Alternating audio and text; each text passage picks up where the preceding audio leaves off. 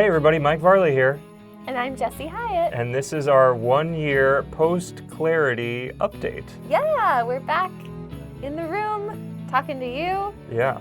Room's a little different, lighting's a little different. We've gone away from the golden glow. We're more into the natural 5500 cool blue. K8. Yeah, we're in cool blue. I made a nice flower arrangement for the room. Little flower arrangement for the room. We've got our 5 boroughs map up there, which is a little fun way to remember all the places we've went to and also like help put all the neighborhoods into context. So we like having it in the house so we can remember. Yeah. And, you may see this setup in just a few days. That's right. We can't give it away, but the reason that we switched it up really was because we've been getting all this press. We've been getting a bunch of cool media stuff. And one of those cool media stuffs wanted to do a Zoom thing, and we had the perfect Zoom room.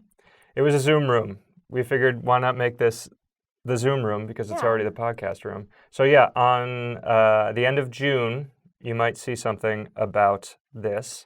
And yeah, I mean, that is among the many, many things that have elapsed in the 9 months since we've last talked to you. It's true. We last talked, September of 2021. That was 3 months from the conclusion of the project. I think we talked a lot about how our lives have changed, our bodies maybe have changed. And the last time we talked, I was anticipating putting out the Bagel Project, which for anybody that follows along on the YouTube videos, as well as like the Instagram and Twitter, that has been kind of the big thing. Yeah. When we last were on, again, September, we kind of thought about doing another one in 3 months, like a December 2021. And that's when I thought the bagel site was going to be out. But it turned out it took a little bit longer, but you can't rush greatness. and yeah, it ended up doing really well. When did it actually launch? Was it the beginning of February? I think it was March. It was March. Yeah. Of this past year. I could track down the exact date, but yeah, it's sometime in early March. Yeah. And so, we, Mike worked really hard on that. I helped. And our friend Todd, who built our original website and also helped to build the bagel website. And it looked amazing. And so we wanted to share it. So we did a little bit of outreach. We ended up getting picked up by Time Out New York. And they wrote an article that people were really interested in and people were engaging with. And then from there, it just snowballed. We had some local news coverage. We had some more national news coverage. And recently we were in the New York Times, which was really exciting, both digitally and in print.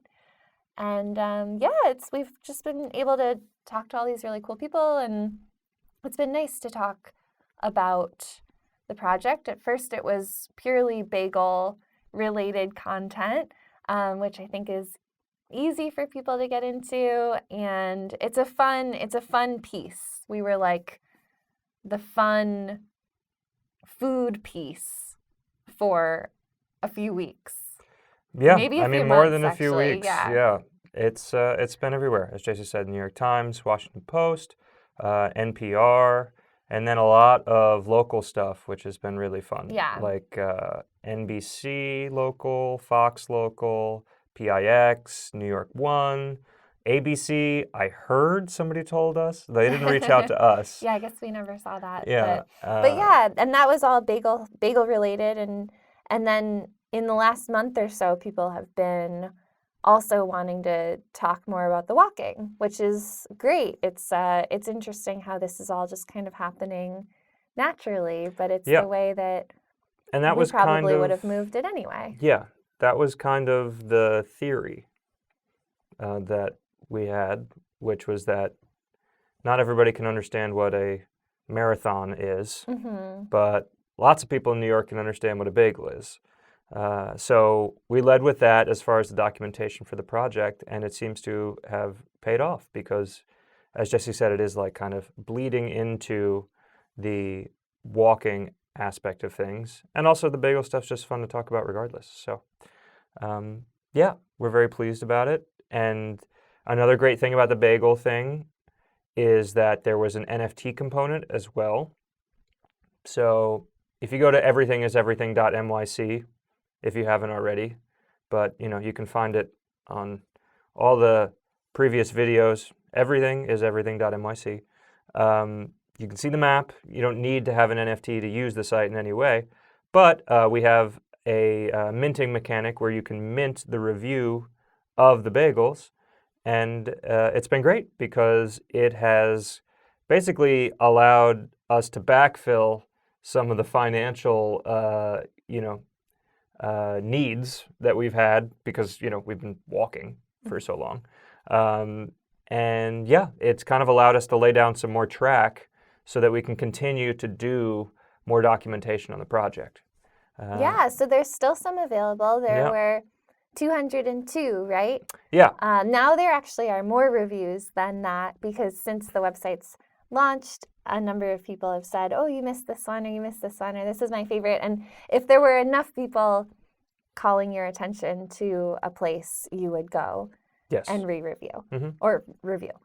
But those didn't end up getting turned into NFTs just because of the timing of like when things are released and how that all works. And if you understand what an NFT is, you will understand more than what I just said. And if you don't, then that's all that you need to know. But a bunch have sold. Yeah, more than half, we've which is reached so 120 as of this week, which is great. But that means that there's still about 82 Yeah. available, and it's fun because you go and you don't pick which one you want. It's like a randomized selection. So you get assigned a bagel store. It's kind of like getting your like tarot read or something. Like you don't know. Tarot. Sure, Tarot. exactly. Yeah. It's kind of like getting your tarot cards pulled or something. You don't know what it's going to be, and then like you can see what does that bagel store say about you. It becomes your bagel store. Well, it also means that 3 of the 5 best bagels by borough have not been sold yet. Oh, is that right? Yeah, Oh, only the best Brooklyn bagel and the best Staten Island bagel have been sold, but the best New York, the best Bronx, and the best Queens bagel, which is the #1 bagel in the city, PNC Bagels, still out there. Oh my gosh. So yeah, it's a lot of fun. And to make all that on top of it, when we launched the site, it's 0.1 Ethereum each. So Ethereum was $3,000 for one back then, and now it's hovering around $1,000. So that means a $300 bagel is now a $100. It's now a $100 bagel. So that's a good deal. Yeah, it's a great deal. And if you're like, if you've ever been interested in NFTs and you don't even know where to start, reach out because I really like it. I mean, it's definitely been. I don't know if we talked about it in the September video or not, but it was definitely one of the. As we were off-ramping the walk, I was on-ramping to that world. I feel like we probably talked about it because it was such a big thing even back then. Yeah. But, despite the fact that things are really down right now, the things that got me excited about it didn't have anything to do with like how much the value of one crypto coin is. It had a lot more to do with like what an NFT means as a digital medium, what it means for artists that are like ourselves, where we're cross-disciplinary and we're dealing with a lot of different mediums. And this medium itself, NFTs, can contain music, it can contain art, it can contain documentation on a 7,000-mile walking project, And it potentially will have the ability to provide kind of a through line for all of the stuff that we're doing into the future. So, I mean, that's just one of many, many things that I'm excited about. Yeah. For it. Yeah, it's cool. And I mean, I don't like to be on the computer really, so I haven't gone down that path of making digital assets. But I appreciate it partially because I have made so many things in the past, and whenever I'm making something physically, there's always this question of like, well, what am I going to do with it? Like where does it go? Yeah. And if someone buys it and, hangs it in their home, or if it's a garment and they hang it on their body, or if it's like a home goods and they use it, whatever it is, that's always nice. But inevitably, if I were to make a series of things, such as, bagel reviews or collections of things that we found, and I made 200 pieces, probably maybe they'd all sell. That would be cool. But like most of the time when things like that are made, you end up with a little bit of a back stock, and then it kind of just like becomes this thing that takes up space. Yep. As opposed, like when you're making it, it's this like beautiful expression. But when it's a physical item that you have and you just have to like find storage for it, it's really hard to throw away a beautiful expression or like sell it for cheap to like just get it out of your house or give it as a gift when someone didn't want it to begin with. So that's always a challenge. I think for a lot of people, definitely it's always something I think of before I sit down and physically make a series of things. There's this question of like, well, where does it go? Whereas with making a digital piece, again, hopefully people buy them and use them and have fun with it and like engage it. But once it is bought, you don't have to worry about like, oh, well, where's my wall space for this? You can just appreciate it and like join the community. Yeah. And then the 80 that are not sold yet aren't like sitting in this room like under a table or something. They're sitting on like a small disc, or they're somewhere in the ether. They're somewhere else that like isn't in our house. I don't know where they sit. They sit digitally somewhere else. They're hosted on a site called Interplanetary File System. They're in the Interplanetary File System. Or IPFS, which is a commonly used hosting solution for NFTs. Right. But exactly, That's to Jesse's not in point, our home. No, to Jesse's point, on the other side of that camera is a closet. I don't want to ruin the mystery for you of this room, but it's actually a room. It's not torn from space and time. And in that closet, there are DVDs and there are CDs of movies and spoken word things that I've made in my life, and I'm not going to throw them out. If anybody wants one, I will mail one to you. You can. They're free. These ones are free now.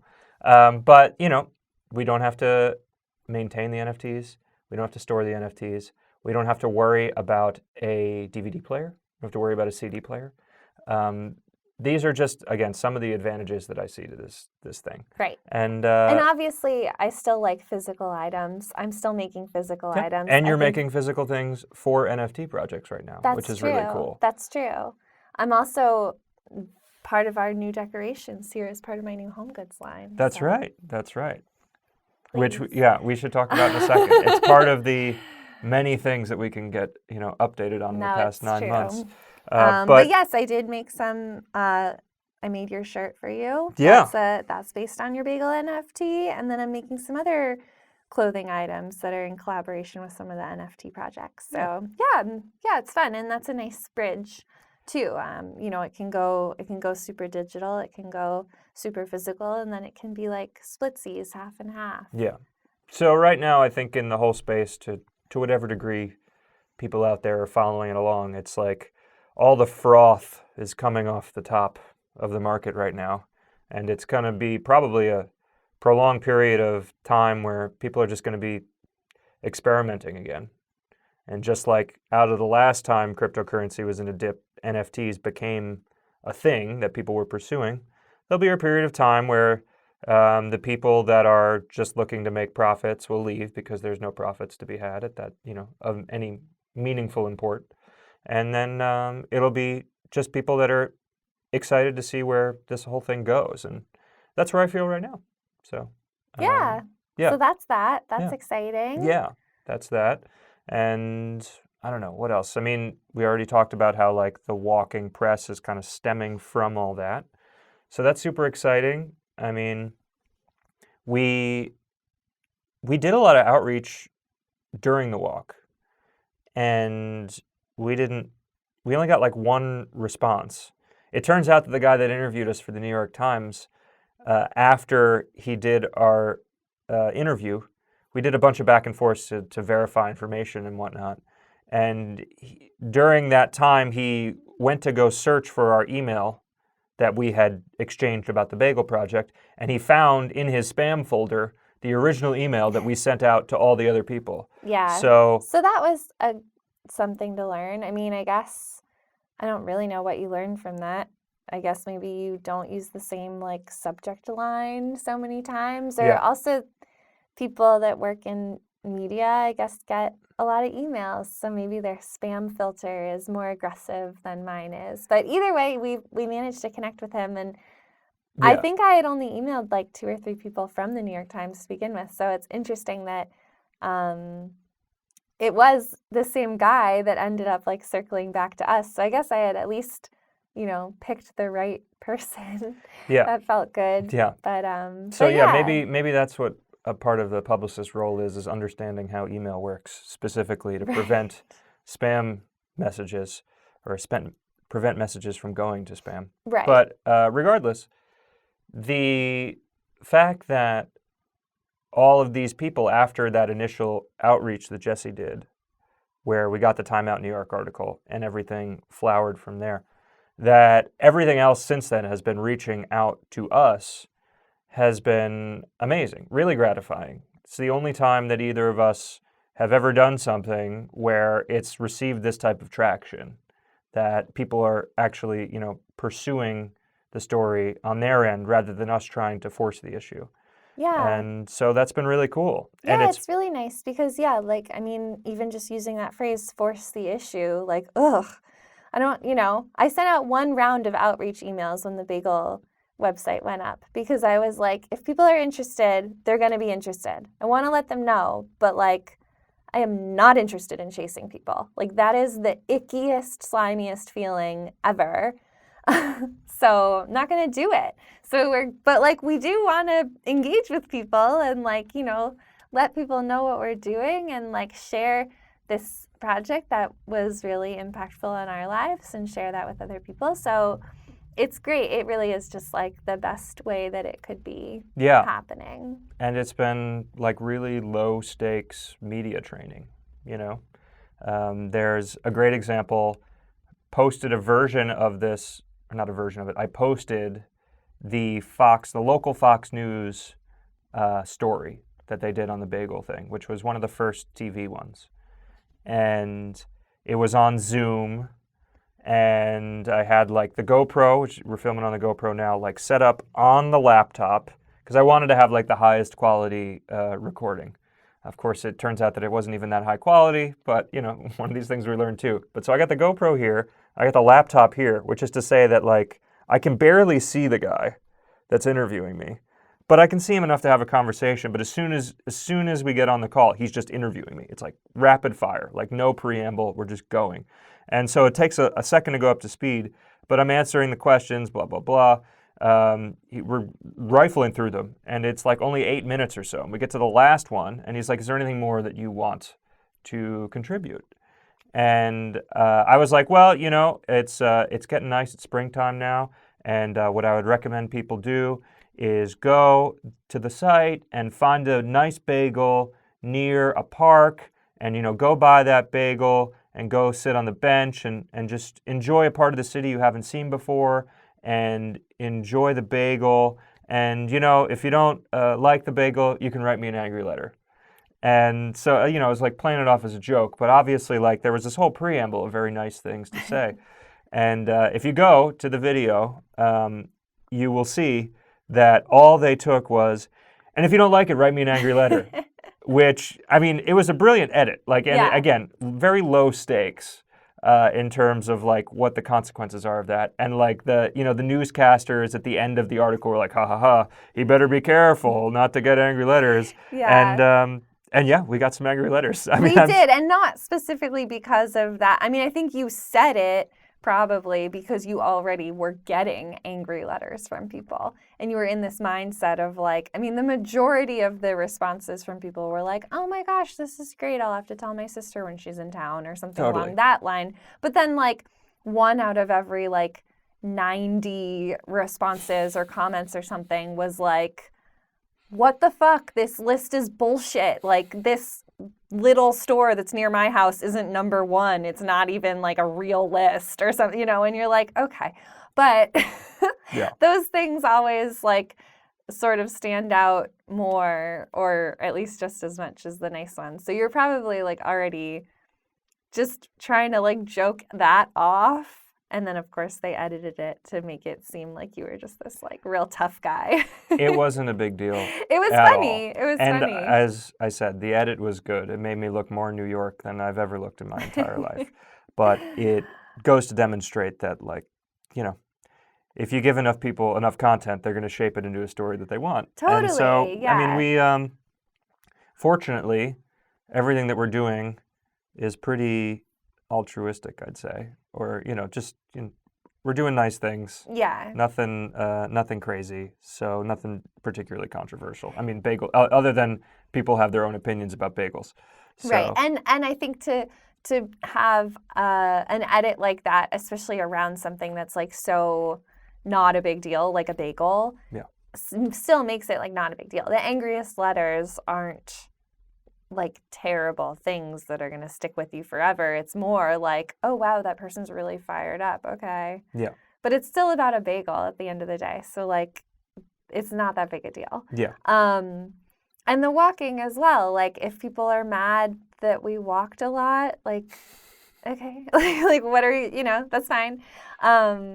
There's not really any spin that anyone could take on this that would like make us out to be some sort of like crazy, horrible people. No.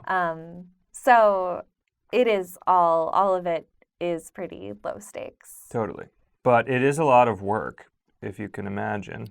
Because lots of back and forths with email. I mean, that's kind of defined a lot of my time since the project has released, since Everything is Everything released in March. There was a little bit of a lull for like 3 weeks in end of April, early May, maybe. And then it mysteriously picked up again. But basically, when you're figuring out times to schedule interviews, then the interviews, they kind of take up your whole day, even if it's only 45 minutes or an hour. You're either like prepping for it, or you're kind of coming down from like being amped up and having to answer the questions. And then, everybody wants photos. They want video. They want follow-up stuff. And you also want to do the best job you can in terms of like providing novel answers. So it's not just the same thing every time. So again, low stakes media training, as I would say. Just we've had an opportunity to learn a tremendous amount, and it's been exciting and fun. But it is there's a time cost to doing all of this. Yeah. That I guess probably if you had like that next tier where somebody's handling that all for you, you just kind of like get in the chair and do it. But then probably you're doing even more. So I have a new respect for people that have to do this sort of stuff. It's not just like, basking in your laurels. There's a lot that goes into just getting a story out there, even if you're not writing it. Yeah, it's been interesting to see how it all works and how it all feels, and I mean, it's exciting, and it's like fun to know that these are all kind of like a big deal, but then also it's like anything else, at least that I've experienced, where like actually doing it then makes it, once like, at least for me, once I have done something, it becomes not a big deal anymore because I have done it. So it's like this achievable task. So like now we've been in the New York Times, which like I know saying that is amazing and exciting, and like I still am, like I recognize it, but I'm also like, okay, like my life hasn't changed. Yeah. Like we're still in this room. I'm like making flower arrangements now, but like other than that, and like home goods, but other than that, like my life hasn't really changed. It was fun to like go to the Hana Foods in Bushwick and like go buy the newspaper, but like the newspaper guy wasn't like, oh my gosh, you're that person that was like in the Metropolitan section on the 3rd page, right? He was just like, okay, it'll be like $6. So, Yeah, it's an interesting thing But I wouldn't to say that experience like the things that you are like your top thing. Yeah. I wouldn't say that that's totally accurate, though, in terms of people like not recognizing. Because I was just about to No, say, that's true. That's there true. have People been know about people, the website. we've been going to, events and whatnot, and, people have been like, I know you. Which, again, I mean, that's a novel experience as well. That's true, and that's exciting. Just Yeah. yesterday, we went to an event, and we met this person. This person was like, I've just came here 3 weeks ago, and my friend sent me your website. I just found out, and we had just met them. They took a photo they took a photo of us That's to true. validate that it happened. Which also is like weird because it's like no one will know, but maybe they will. I don't know. Yeah. So I guess you're right. I guess maybe it is a little different, but not in any sort of significant way, which is good. Which is totally. like how we would want it, of course. Yeah. We have a little friend visiting us. I don't know if you can hear. Do you want to let him in? The little scratch at the door? Yeah. Jesse's going to move over there, pick up Scramps. Scramps is our friend Brian's dog. He's a good boy. I don't know if Jesse might be picking him up to show him on camera. I'm picking him up. There he is. There's Scramps. He's the best dog. He's such a nice boy. Scramps. Do you want to look at the camera? He's perpetually camera shy. Scramps is best known for his appearances in Just Cause 3 and Just Cause 4, the video game franchises. Yeah, he's way more famous than we are. He is, in fact. There are always people more famous than you, and Scramps, in fact, is more famous than both of us. So it's a good reminder. Yeah. But he's a sweet boy, and it sounded like he missed us, so he'll just be hanging out here. Yeah. There you go, Scramps. Whoop. So that's what's going on the bagel side of things. That probably covers it for now. Yeah. But let's talk about the home goods thing, because we brought it up a couple times now. We did bring it up a couple times. I made a home goods line. Yeah. A friend of mine was going to rent a booth at ICFF, which is a furniture fair at the Javits Center that happens every year, although it hasn't happened every year since the pandemic, but it did happen every year previously, and now it's back. And so he makes furniture. He asked me if I would make textiles to go along with his furniture to sort of like build out the booth, make it feel like a full apartment situation instead of just like a bed frame. And I said yes. And so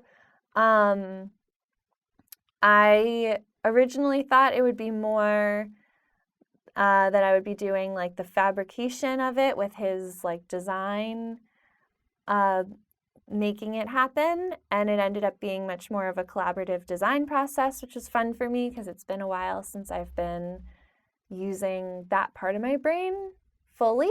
Usually with clients, I am turning on the design part and like considering certain elements and guiding people a little bit, but I'm usually working with designers who have like a very clear vision of what they want me to make, and my input is so minimal. It's really just usually about like small layout issues or like how production will work best, or maybe like let's make this yellow a little more bright, something like that. And so it was really fun to be like fully really back in that mindset of making things and deciding what they were going to look like and all that. And so, but also to be, bouncing the ideas off of my friend Taylor and getting his input as well. And I'm really happy with how it turned out. I ended up making a whole sheet set and a linen bed cover. And this, what I'm using as a tablecloth back here, actually is meant to be sort of like a throw, like a bottom of the bed, like I call it the dog space, bottom of the bed dog space throw, because it's like where the dog would lay, or it could like go on your couch or whatever. It also works as a lovely tablecloth. And then this on the table I had upholstered onto a headboard, but now it's easier to store as like just the fabric. So I took it off, and now we're using it as a tablecloth. And yeah, it's out. It's like, I'd say the fair went really well. I met a bunch of people. I talked to probably about like 500 people during that 3 days that I was there, and I like doing that. It's fun to be in that space where everybody that's there is there for the same reason. You're like, if they walk up to you, they want you to tell you, or they want you to tell them about what it is that you're there showing. If they don't walk up to you, they don't want you to. So you don't, it's like anybody that comes your way, you don't have to feel self-conscious or like, you don't have to feel like a little like you're selling people that don't want to hear it. It's always weird, I feel like, when you're with friends or like at a party or something. Anytime I'm asked to like talk about what it is I do, I feel a little uncomfortable because I'm like, how much do people really want to know? And like, when are they getting bored? Do they just have a good poker face? I don't know. But in an event like a trade show, if they want to move on, they'll move on. So it's great. And it's fun to sort of, everybody has a different personality, obviously, and feeling that out. And then everyone's interested in slightly different elements of the pieces. So feeling that out. The only thing that's weird about these things, I remember it from, I've worked a bunch of trade shows in the fashion world as well. And everyone wears a badge and they're color coded to say like whether you're an exhibitor or a visitor or a student or someone in the industry or media, or like I think there's maybe one or two other categories. And then it says where you're from and it says your company name if you have a company name. And so there's always this like, you say hi and then you immediately look down at their badge. I mean, to like, it says their name as well, but I think like everyone does it. And it's this strange thing where occasionally people will have their badges flipped, or like you can tell that they like don't want you to look at their badge. And like, it's usually not the people that work for like the big companies. It's usually the people that like maybe want to seem more self-important than they are. Like that's the impression I get.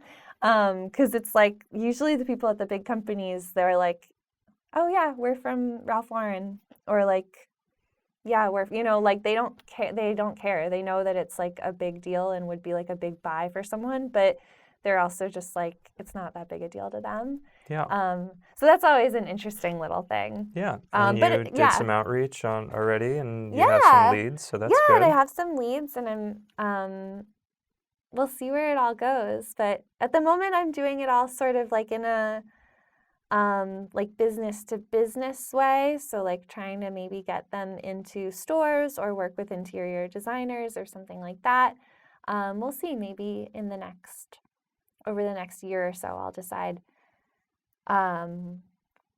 based on what happens, like if I want to launch it more for out to the public. But Yeah. it's been fun. Yeah. Yeah.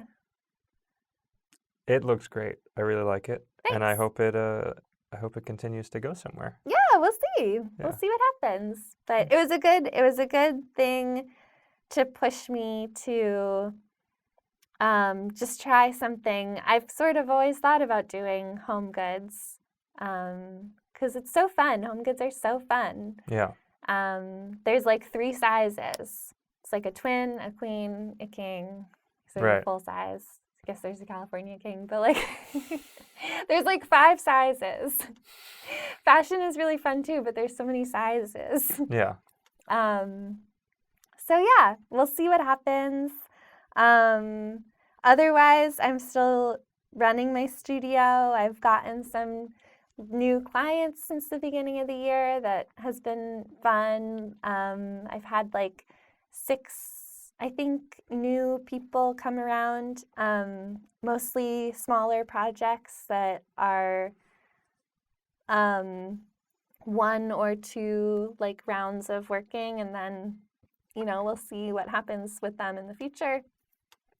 Mike mentioned I've been working on some NFT stuff with people, making NFT art into garments, which has been fun. And yeah, all this media attention has gotten me more in the mindset of also trying to continue doing post-walk, post-clarity work, and walk more in general. We, over the course of the year, had not walked an entire marathon. We had walked, certainly, around.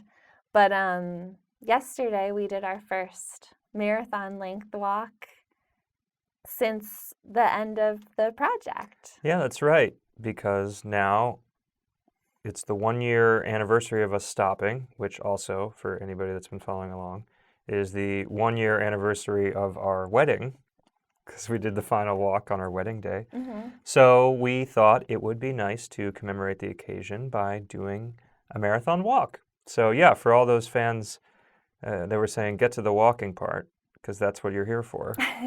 We've arrived. We've arrived at the walking part. It. And yeah, it was great. It was great to have that time to just chat the whole day. Yeah. And it was great we literally, redid the wedding walk. So we got to visit all the hot spots. Mm-hmm. We visited where we got married, actually, in Marine Park, the spot. And we hugged on the spot, Yeah. and that felt really nice. And we visited Heart Bar, where we had the midday reception. We went to the King's Theater, which is where people were invited to start walking with us. Mm-hmm. We went through Prospect Park. Yeah. We went to the picnic house where the bathrooms were. We did, we hit Right. all the spots. And also we did the full distance, which, at some point earlier in the day, I had said, like, I don't know if I don't really feel like I have anything to prove here. I've already walked 7,000 miles. There's no need to like do the full marathon if like for some reason it doesn't make sense to do it. But it did feel great to be able to actually do the whole thing. And it did make sense. I mean, yeah. By the time we had gone to Marine Park and through what we just listed, and back to where we actually were staying in an Airbnb down in that general area. Yeah. And we went back because of our little friend Scramps, who's staying with us. He was staying in the Airbnb. He got to explore that apartment more than we did. We wanted to check in on him because it had been a few hours. And by the time we were there, it was just the perfect distance to walk to get dinner and then walk back. And that would have been 26.2 miles. So it was, not only was it like really nice to do and felt really good to do, and I've been saying, like, I know so much of it is mental, and so trying to do this at least once a year for the foreseeable future would be nice, just so that I know that I can do it. Yeah. I don't know, like just in case I have to, or just to know, but no, just to like know that you can do cool things is nice. Yeah, yeah. And there was some pain. I mean, I felt some pain in my hips and my feet. And I'm sure if we did a full week, it would be, we'd be hobbling around. Probably. But I think that the recovery time and the acclimation to doing something like that would be much quicker this time around.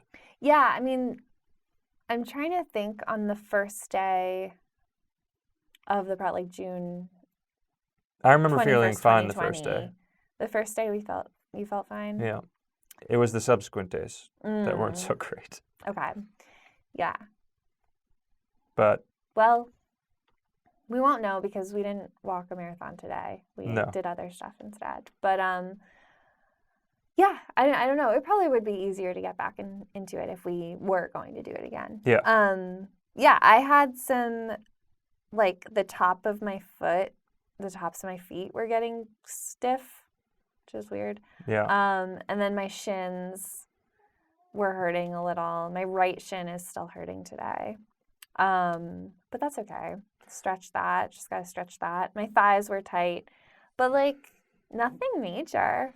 No, I think it was mostly just we weren't stretched properly. Yeah. But yeah, I probably have to stretch more today too. But it was cool. It was cool great. to experience, and I don't know when the next time will be or not, but it felt great to be doing it.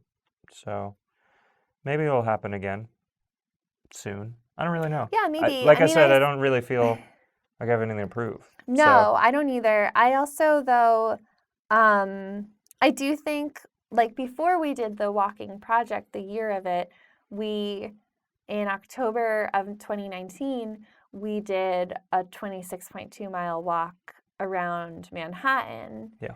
And we knew that it was kind of like a test for this bigger thing. And we invited people to walk with us, similar to what we did for our wedding. In a way, we had a schedule laid out for the day where we generally knew where we were going to be. We set up a WhatsApp group for anyone that said they might want to join, and we shared our location along the way. And none of them knew why we were doing that other than just like a fun day out. But that really was a fun day out. It really was a nice way to just like hang out with people and like share this thing that we like to do. And I would like to maybe do that again as well. Like it's nice to do it just the two of us. And then it is nice to have these like walking days where people can join along. It's just like, it's such a nice alternative to like inviting people to hang out at a bar or something. Sure, yeah. And we've also done not marathon length walks, like especially this month of May, trying to be outside as much as possible because the weather it's the ideal New York weather is this time of year. Yeah, so it's June right now, but it's yeah, still feels like May. Mm-hmm. Yeah. So we do things like go to the movies, like 2.5 hours walk away, and then walk back or take the train back, and just go for 6 to 10 mile jaunts. Yeah. To exercise ourselves and hang out together, and yeah, it's been nice. Yeah, and that's like a 6 to 8 mile walk is like totally doable and something that at this point for us we can do that and then do whatever else we're doing that day. It's something that as long as you just give yourself an extra hour and a half, because transit takes 30 to 45 minutes to get that far anyway.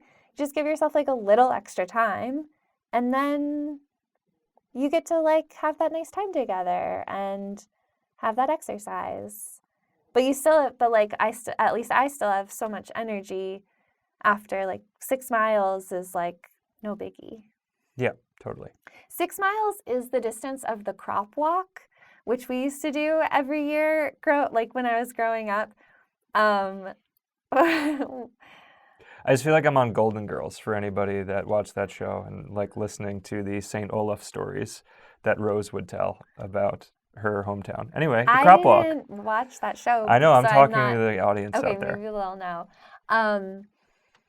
The crop walk was this walk that we would do through my church every year, and it was like a charity walk. So you would like, get donations and stuff beforehand, and it was like to buy crops for people that needed crops. But you would go and it would be 6 miles, and every 1.5 miles or 2 miles, you would stop at like a different church and they'd have like cookies and juice and water and stuff for you and like snacks.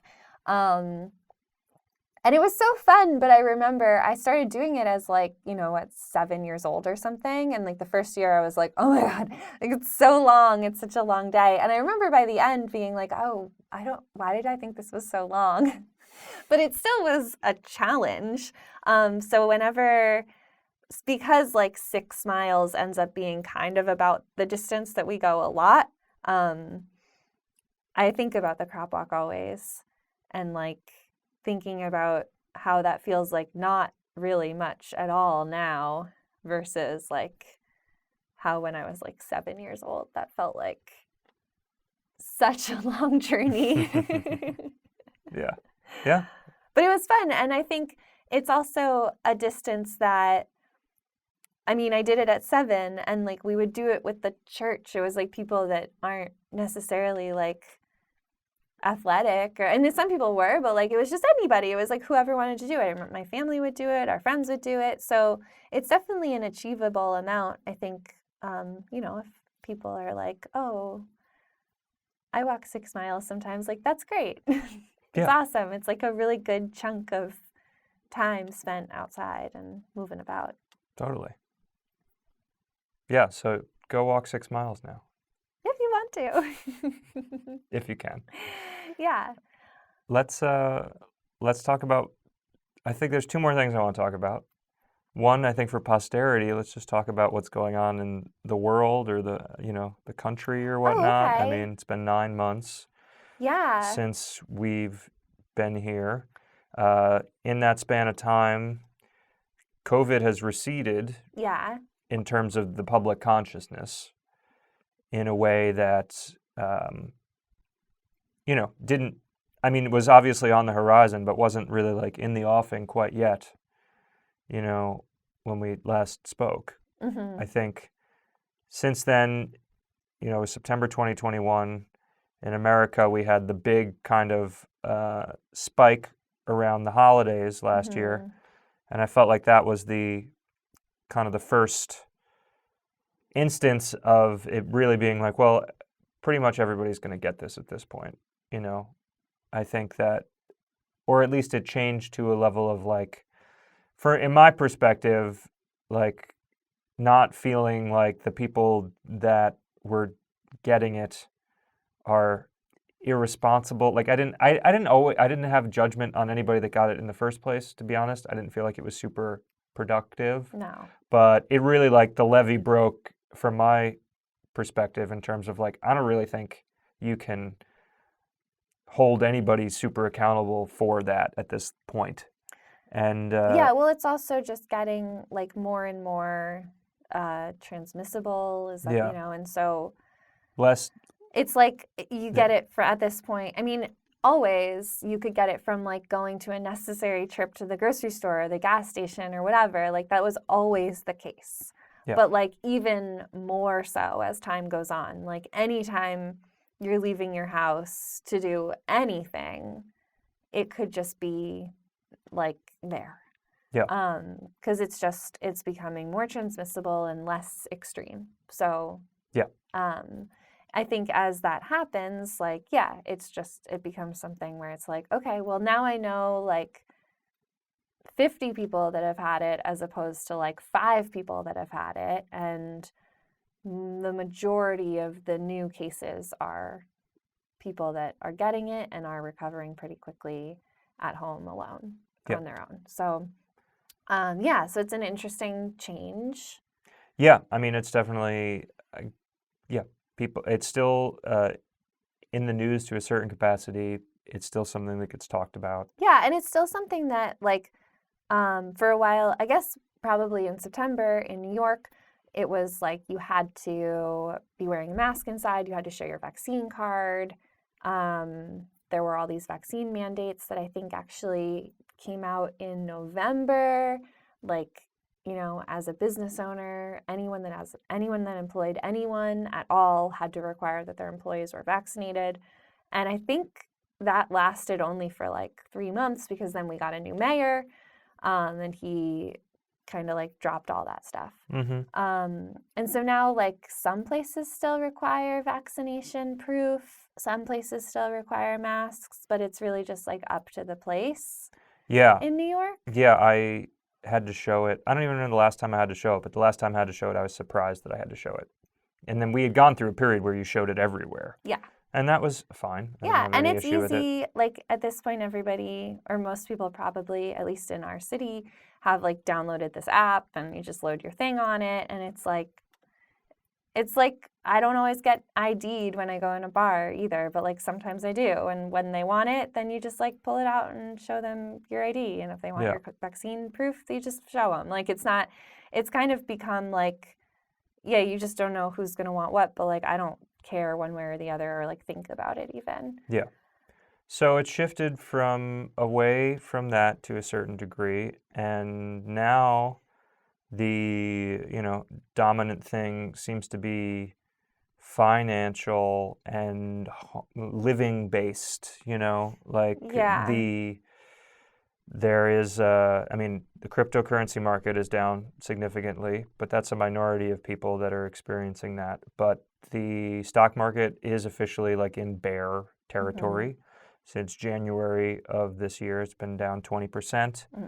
The Fed raised insurance rates by 0.75% last week, so they're getting a little hawkish on trying to curb inflation. Inflation's been on everybody's mind, and financial concerns, according to like polling, are the number one concerns for people. And as far as, this was another thing that we did, very New York-centric experience. The thing that's like predominant here with respect to that is rentals. Owning homes, one thing, definitely it's getting a lot of fight, but like the rental market is something that has been going through a level of duress that I have not seen since I've lived here. Yeah, I've never seen the issue. Like people, we have a bunch of friends that have been moving for whatever reason. I think a lot of people got a good deal during the early stages of COVID. They moved into like these pandemic deals, as people call them, that were like way under market value. And now are coming up on like lease renewals where their landlords are like raising their rent by $1,000 or more a month. And it's like awful. Like, don't do that to people, that's insane. But they're doing it and they can, and there's no rules against that. And people are also willing to come in and pay that. And we've heard from people that, by all means are like great tenant options. People that like make a lot of money and are responsible people and like, don't have pets or whatever, like are like the ideal tenant. They're getting like applying to apartments and getting denied or like getting outbid. Like who the hell bids on an apartment? That's never been a thing. Like people bid on buying a house, but like you don't bid on an apartment. You go and they're like, it's $2,000 a month, and you're like, okay. Or they're like, it's $3,000 a month, and you're like, okay. Or they're like, it's $5,000. Whatever it is, they tell you the price, and then you're like, that's the price. No one's like, okay, but I'll give you like double. Like that's insane. So that's happening. It's just so stupid. I'm glad we don't have to move. We love our apartment. We love our landlords. We love where we live. Like, it's great. I do not want to be moving right now. Sure. That's the state of rentals. Yes, that's the state of rentals, and I think that's the state of generally the sentiment in the city and the country is that, I think inflation spooked a lot of people. The gas prices have spooked a lot of people. Yeah. And it's going to take a little bit of time to untangle ourselves from that. Yeah, and I think because it's also just it's a state of mind thing too. I don't know what the name of this phenomenon is called, but there's a period of time where inflation continues to persist because people are expecting things to be bad. So, interesting. like if you emotionally get into a situation where the economy is bad, like it's considered bad, even though unemployment is the lowest it's been in since 1994, I think, or something. I don't know. So it's been, I think 1994 is when they raised the interest rates this high, like 20 years or something. It's good right now. People are employed. Yeah. But their money doesn't go as far as it has, and so it's I don't know. I think a lot of we watched Everything Everywhere All at Once recently because people recommended we see it because of the bagel cameo. We really enjoyed the movie. Yeah. And I'm calling it out because there was a section in the film where they were just talking about the idea of like, you just feel on the outside of your consciousness or something that like things are not right and they're never going to get right.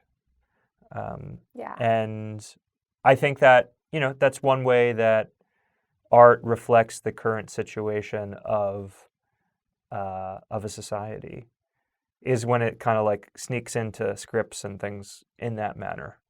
Because I think that people have just, they've had to deal with a lot more. The average person has had to deal with a lot more than is typically asked of them, or at least in this country, has been in the past 30 years, Like there's just been a lot going on. The pandemic was the first significant global catastrophe that has hit this country, And then to go from there to uncertainty around finances is hard. Yeah, and I think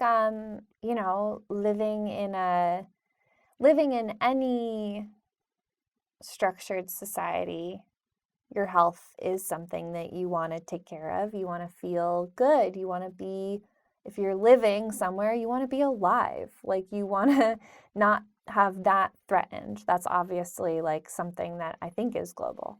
Yeah. And then living in a capitalist society, your finances are your livelihood. And so like you don't want to have that threatened. So it's just like, yeah, it's a weird thing for people, I think, to process. And I don't know. Ultimately, I was listening to this thing that was saying that the inflation will affect people the most if they have a house, a car, or children, because those are the most like expensive things that also develop some sort of like interest rate. Children being like schooling, most likely. Yeah. The children themselves don't develop interest. Yeah. But like sending them to school and stuff does. So every 12 years, a new child accrues. Yeah. So it's not true. And that's where babies come from. For people listening, you might have some of those things. And if you do, you are blessed in many ways, and you are also more likely to be a victim of inflation. For us, we don't have those things. So I'll just keep walking. Yeah. But ultimately, it's one step it's one step at a time. It's one foot in front of the other. Like we get so hung up on the fear that these things bring. Ultimately, we just lived, and we are currently living through a pandemic. Like that is way more threatening than like a financial crisis. Like I hope that people can at least have some perspective and realize that like the pandemic was real and is real. And like, if you get that disease during a time when there's no protection against, like at least now we have vaccines and we have medications and we have people that know more about COVID. So if you get COVID, it's a little less scary. But like the financial crisis isn't like real.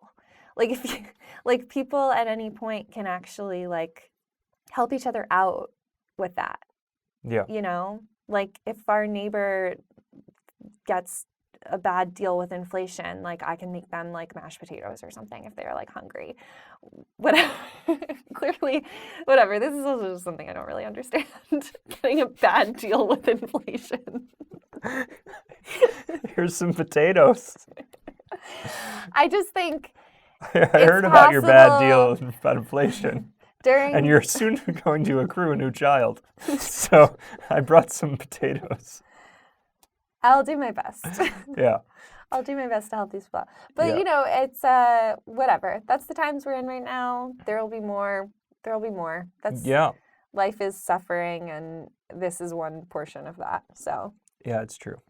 But also there's good. It's like nice weather now. Yeah. And what else is like good? What else is happening that's like good in the world? We're doing elections. I'm running for office. That's right. Jesse's running for county committee. Yeah, so actually... if you live within 3 blocks of us, vote for her. If you're our neighbor, if you're in Assembly District 54, Election District 45, then you can vote for me on June 28th or now in the early voting moments. Yes. But June 28th would be the moment. That's going to be at Central and Eldert, and that's our new polling place. So I doubt that really anyone listening will see me on the ballot, but if you are a neighbor, I'll be there. So that's exciting. Yeah. I'm doing that. It's a position called county committee, and in county committee, there's about depends. Actually, it's probably a little less. There were like about 5,000 seats, but now that we've had the redistricting, it's probably a little less. Each person represents a very small part of Brooklyn, and in our district, there are 4 seats to represent about 1,000 people that are registered Democrats. It's all within the Democratic Party. And the whole point of county committee is so that regular people, like non-politicians, but people that just want to be involved in knowing what's going on and making decisions that would reflect what the general populace wants, can be involved and can make decisions about how the Democratic Party is moving, and such as if there's a judge that needs to be reappointed or something like that, they can choose as a big group, like, who should we support? Or if there's a party decision that needs to be made that isn't something that gets voted on but wants to be more collaborative in how it's decided, that's the point of county committee. And many years, I guess, the county committee is mostly empty, and so the leaders just make those decisions on their own. And a lot of times the county committee is partially filled, but filled with people that are asked to just sign their vote away to the leaders, and that feels bad to me. I want those seats to be filled with people that actually care about what's happening and want to participate. So I had the time this year to actually go out and petition. Thank God I had the time, because it took way more time than I thought it would. It took like almost maybe 10 or 15 hours to get my 65 signatures, because I had to go from door to door and hope that people were home and hope that the people that answered the door were the people on my voter registration list. And but it was great. I got to meet my neighbors and talk about, why I was doing this, and think more about why I was doing it. And it'll just be interesting to be involved in the lowest level of local politics and just see how it's all done, and see how it all really works. I feel like if I'm gonna have an opinion about what's happening in the city that I care about, then I should do my best to also be involved and make that an informed opinion. And then, like I said, I have the time right now. So if I can do that, and I can offer up to the 1,000 people that live in my very small neighborhood my time to represent or the people here, I'm open to hearing what other people think. And I'm excited to maybe draft a little newsletter after each meeting and share with people what happened at the meeting, for anyone else that's curious what's going on. So we'll see how it goes. It's been a fun process. Yeah, excited to go out and vote for Jesse. Yeah, it'll be coming up soon. Yeah, it'll be fun to see my name on the ballot too. Yeah, absolutely. That'll be weird. But it'll be cool. And it's been a cool process. It's been really nice to meet people, and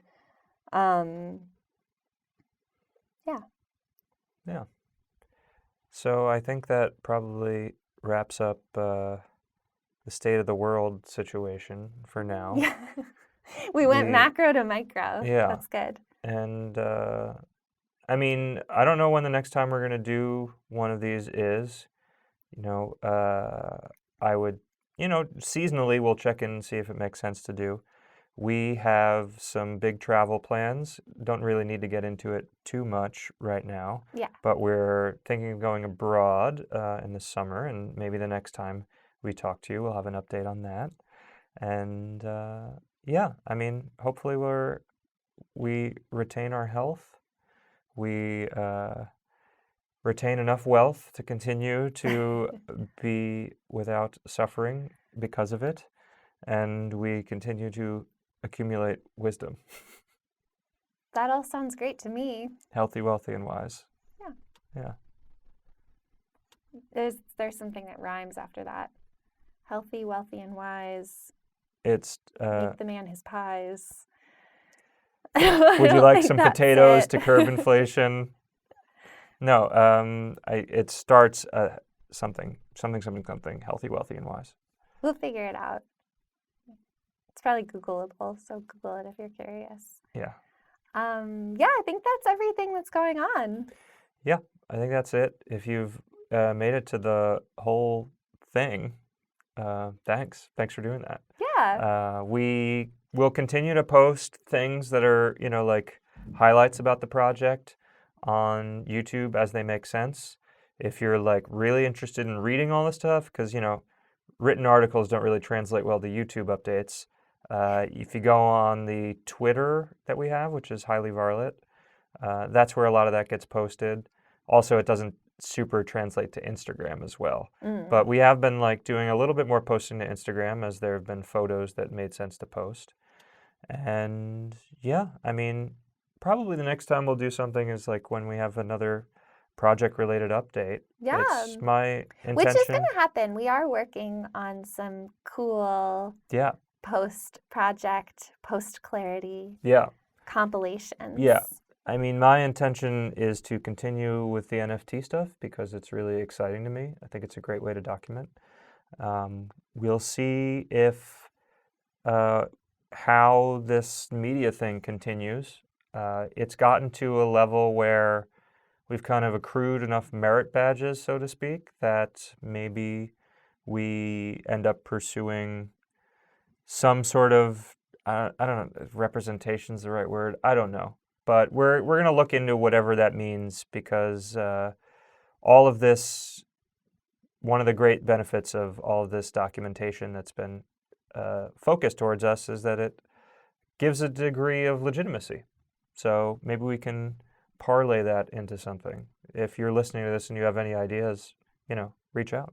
Sure, yeah. And if you want to buy a bagel NFT, reach out too. If you have no idea how to do it, but you're curious, or you want to support the project, I got time. I can lead you through the process. Yeah. It's really exciting for me to talk about. So. Yeah, and it is. I mean, I think that is also,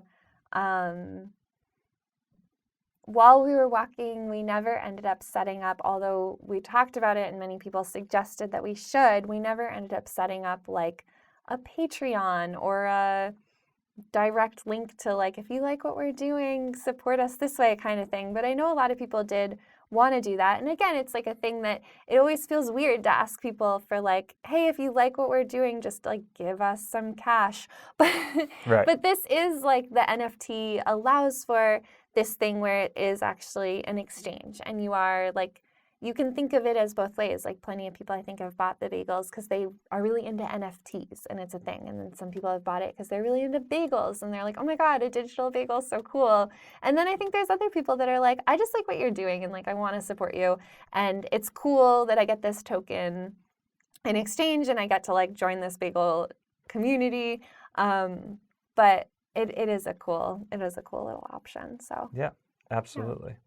So we'll be out here making NFTs, making home goods, living our life. Yeah, walking. 6 miles at a time. So 26.2 miles at a time when we feel like it. When we feel like it. But thanks for tuning in for the update.